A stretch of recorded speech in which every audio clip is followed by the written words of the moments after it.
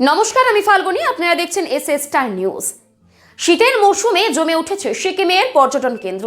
রাজ্যের বিভিন্ন প্রান্ত থেকে এই পর্যটকদের উপচে পড়া ভিড়। আমরা সরাসরি চলে যাব সিকিমে।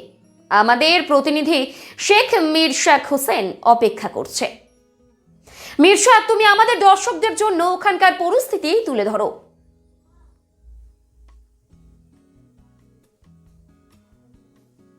নমস্কার, আমার নাম শেখ মিরশাক হোসেন। এসএস স্টার নিউজের দর্শকদের শুভেচ্ছা।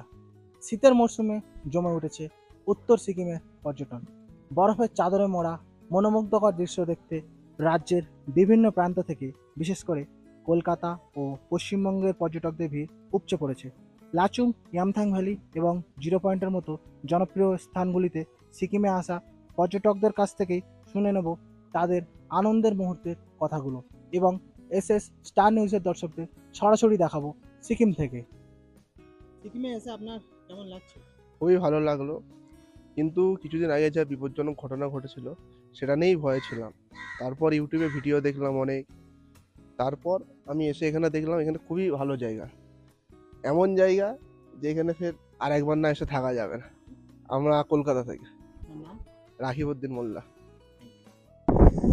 পাহাড়ে এসে কেমন লাগছে? খুব সুন্দর খুব লাগছে, সুন্দর, ওয়ান্ডারফুল। সুন্দর ভিউ, এত সুন্দর ভাবতে পারিনি যে এত জিরো সুন্দর পয়েন্ট এতটা সুন্দর হবে।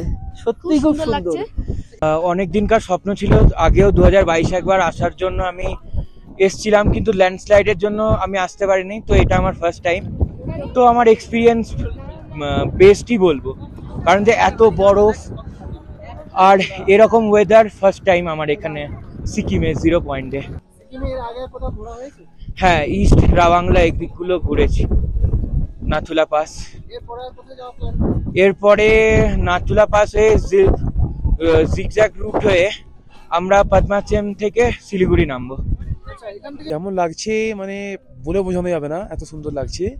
দেখতে পাচ্ছি চারদিকে পুরো একদম বরফে ঢাকা পাহাড়। ঠিক আছে, মানে এরকম দৃশ্য একটা মানে অনেকদিন ধরে দেখার ইচ্ছে ছিল, তো অনেকদিন পরে ইচ্ছেটা পূরণ। মিরশাক, তোমাকে ধন্যবাদ এত সুন্দর ছবি তুলে ধরার জন্য। আমরা এই মুহূর্তে দাঁড়িয়ে রয়েছি সিকিমের জিরো পয়েন্টে। সিকিমে এখন প্রচুর বরফ জমে রয়েছে, আপনারা দেখতে পাচ্ছেন চারিদিকে বরফের স্তূপ। কিন্তু তার সত্ত্বেও ভ্রমণ পিপাসু বাঙালি মানুষকে আটকানো অসম্ভব।